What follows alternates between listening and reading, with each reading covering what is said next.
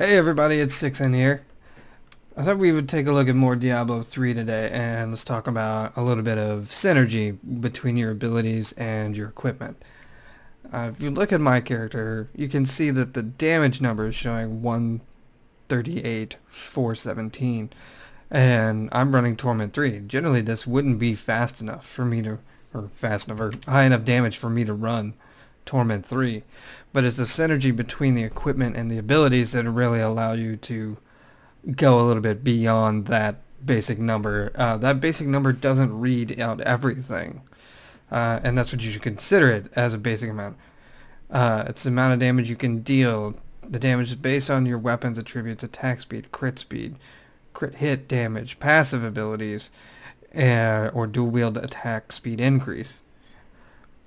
But what it doesn't factor in is things like cold skills deal 19% more damage here. Meteor does 10% more damage.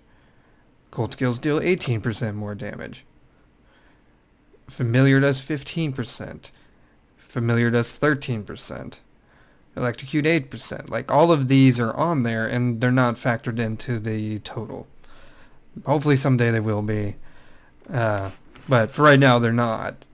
At least not to the point where you can actually tell. The best thing you can do is go fight Golem in the larder and do a little bit of a blitz kill on him, record his total health and blitz kill him, and take your time divided by his total health and get a rough number that way. Now, I'm stacking a lot of cold gear, mostly because that's what's dropped for me. And so I built that direction to allow me to push the limits a little further. I'll have plus electrocute damage, plus I'm a huge fan of using surge of power off electrocute. What I'm doing here is not so much worried about how much damage electrocute has, but pulling a little more electrocute damage doesn't hurt you in any way. But it's about generating arcane power. I get 1 arcane power per enemy hit, and it'll jump to 2 additional targets, so 3 targets, it'll jump. The bonus coming off of that is also to use Prodigy, that when you cast a signature spell, you gain 5. So with a single cast of this, I could potentially bring in 8 mana back to my pool automatically. Out of 117, as fast as that fires, particularly with one-handed weapons, you're pulling a lot of mana back in fast, which means that I can throw the Arcane Orb faster. And the Arcane Orb, using the Frozen Orb power, is really where it shreds out your enemies.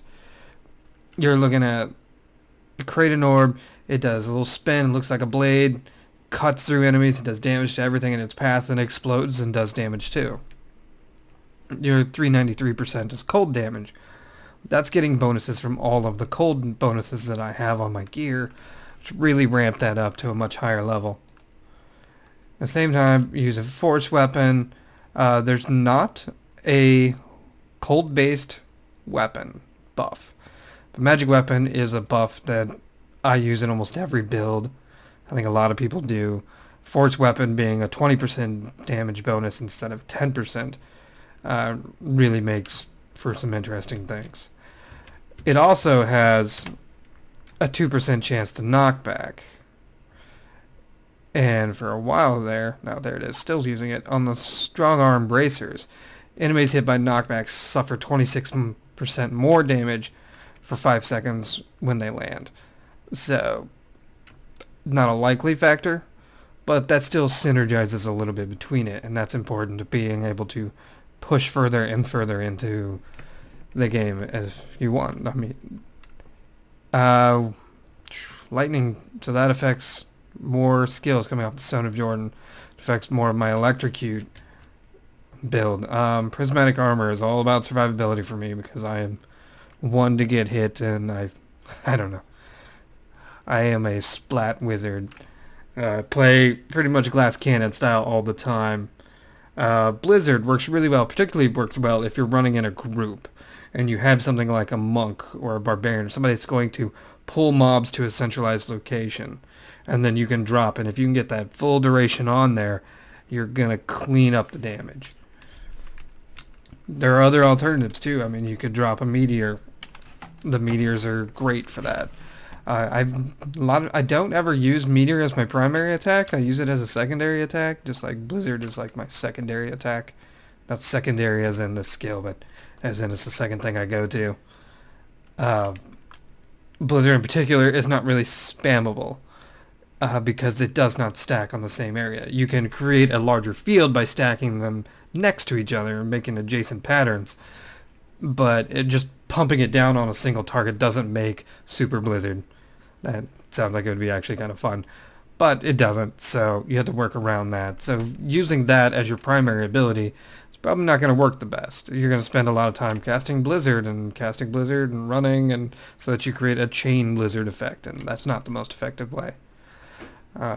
Using Arcane Orb is really where all of the damage, like the Blizzard gets them going, gets that debuff on them that allows Cold Blood to be active so that all damages from chilled or frozen targets deal 10% more damage. That's coming out and going through with the Arcane Orb, just ripping people up. I started using Dominance. It's good for getting a buff. It stacks up to 10 times. 2,477 damage shield that pops up. And this is more survivability if you're running into scenarios where survivability is an issue. If not, switch over and grab Glass Cannon.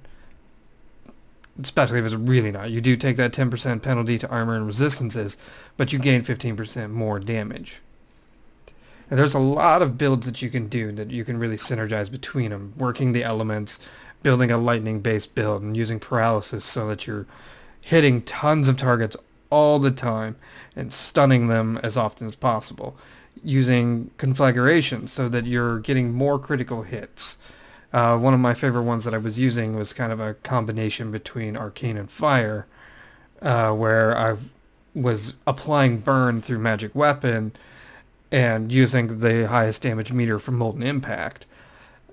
But in the meantime, I was just making sure things got caught on fire, or I would hit it with an arcane spell, an arcane channel, using like Disintegrate to channel, or Arcane Torrent, which I think is one of the more fun spells to use, even though it's not the best in a lot of situations because of its delay to cast.